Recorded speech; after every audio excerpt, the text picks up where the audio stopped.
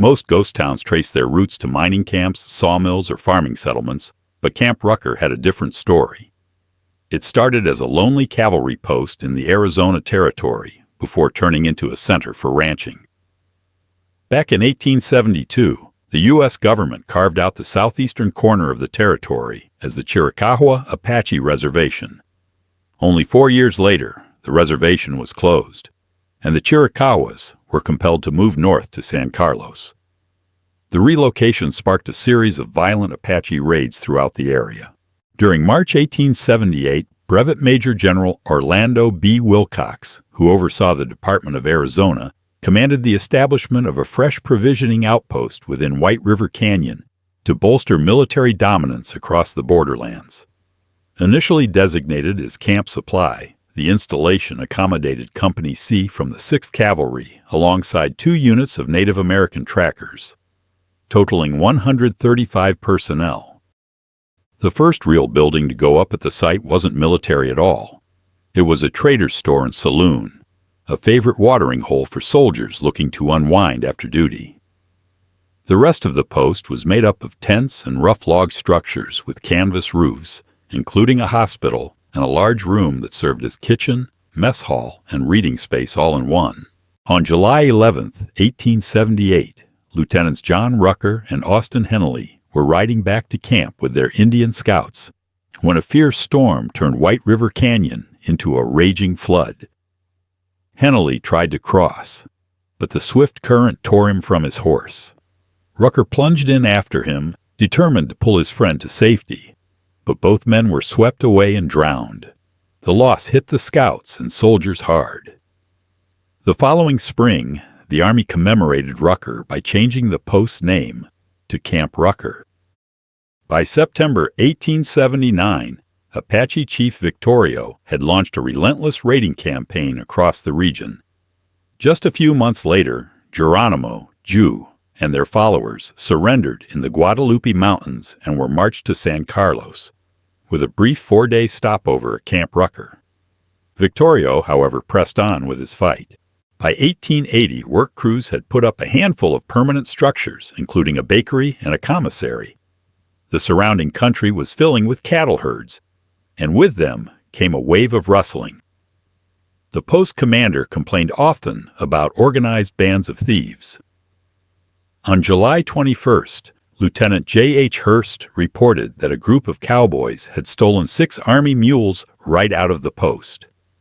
A posse out of Tombstone, including Virgil, Wyatt, and Morgan Earp, tracked the animals to the McClory Ranch, where the U.S. brands had been altered to read D8. The mules were never returned, and that run-in planted more bad blood between the Earps and the cowboys, ending in the famous gunfight near the OK Corral a year and a half later. With Jew and Geronimo's surrender, the Apache threat quieted down, and the need for a supply post faded. The trader's store shut its doors in July 1880, and by November 22nd, most of the garrison had been reassigned to Fort Apache, leaving just 13 men behind on picket duty. Around the same time, Mexican troops tracked down and killed Victorio and his warriors. By July 1881, the Army had pulled out for good, and Camp Rucker was abandoned. On the 1st of December 1882, Tombstone local Mike Gray purchased the former trading post for $150. The following year, he staked a squatter's claim over the entire camp, moved his family into the old commissary, and stocked the place with a herd of New Mexico cattle, purchased from Cattle King John Chisholm. For the next 60 years, the place became known as Old Camp Rucker Ranch, serving as the backbone of the local ranching community. A post office operated there on and off until 1929.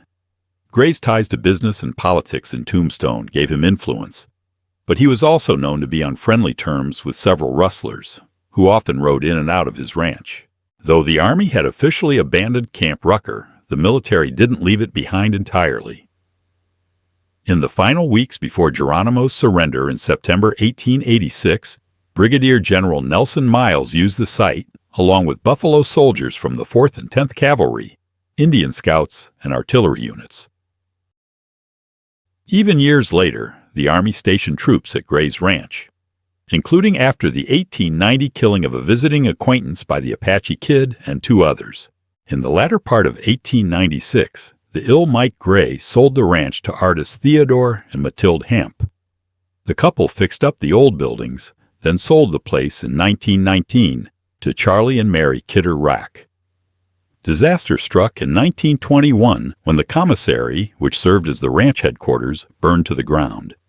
The Racks relocated to a nearby spread, but held on to the land. During the Great Depression, the family looked for someone willing to take it off their hands. Old Camp Rucker Ranch was sold to New York socialite Ella Dana in 1943. Decades later, in 1970, Dana deeded the property to the U.S. Forest Service in a land trade. Today, the few remaining buildings have been stabilized, standing beside a well-used campground and serving as silent reminders of the site's frontier past.